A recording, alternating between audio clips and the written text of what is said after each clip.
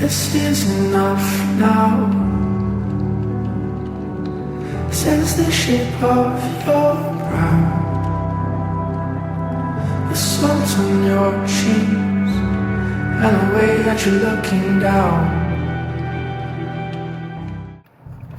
So what is up, everybody? Welcome back to another video, and we're talking about why you should get a motorcycle maybe over buying a car if you don't have either one. And the main reason why I would say, if you're a broke ass like college kid, or you don't have a lot of money, the best option would be to get a motorcycle or a scooter. Because we know, my guy, that when it comes to spending money on a vehicle or motorcycle, more than likely you're going to get more bang for the buck for a motorcycle over a car. You know, I had a friend recently.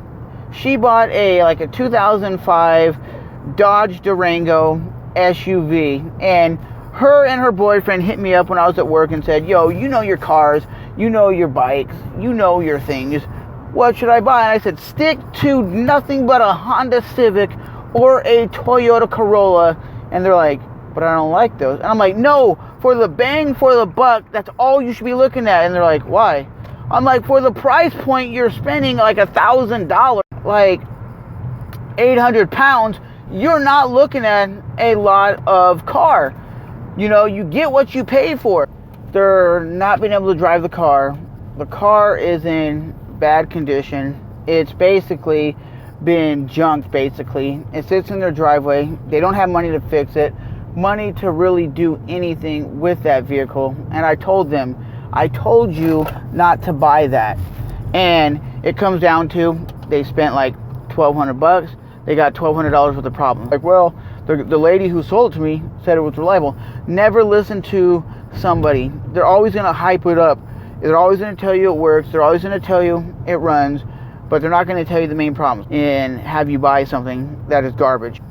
But overall, I will say they got what was coming to them. For example, they wanted something that looked nice, something that was pretty, something that was like when they drove around, their friends would go, oh shit, you got a Dodge Durango? That's tough. Because you got like a SUV tough kind of car. And they looked at it as, well, I'll get more, be able to haul more people, be able to go on more road trips, because SUVs are good for long road trips. They're more comfortable, and they are a vehicle that a lot of people drive. They got like the vehicle that is on the side of me, a SUV, and that's why I said the bang for the buck ratio doesn't work with cars. You buy a $1,000 Vespa GTS, you're going to get something that's going to be reliable. It's going to get you around. It's going to get you to work. It's going to be able to get you to the grocery store. Yeah, a scooter or something like that might have a little bit of storage underneath if you need it. But for $1,000, the motorcycle is the way to go, especially if you're really not working. You're going to have the ability to have lower insurance. Because I know for a fact when I called the insurance, when I was looking at a Yamaha Zuma 50, they told me it would be $200 for the whole year, and it would be about probably $7 to $10 to fill the gas tank. When this car right here is a Nissan Altima, it legitimately cost me about $45 for gas. So it's costing me more on gas, and it's not as fun as maybe a little sports car. And with a used car, if you want it to be fun to drive, you're definitely going to have to put like aftermarket parts in it. A motorcycle, a scooter, even stock, a 125, a 50cc scooter. A 50cc scooter might not be fast, but it's going to be more funner to drive than a standard car. A regular car is not going to be that fun. Okay, it's not going to be quick. It's not going to be fast.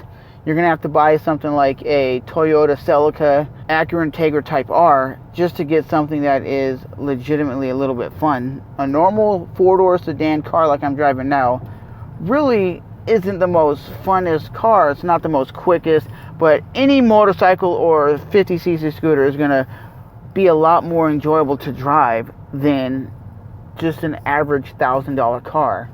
I bought a $1,000 car. I had to sell a $1,000 car because it had too much problems. But the reason why you see 20-year-old Hondas or 20-year-old Toyotas on the street, why? Because those cars are reliable. The reasons why you see old school Honda motorcycles on the streets, like a CBR 1000 RR, because you can buy them on like Facebook, you can buy them on all these other like Swip Swap things, on these like Facebook groups. You can buy them on Craigslist, eBay, whatever.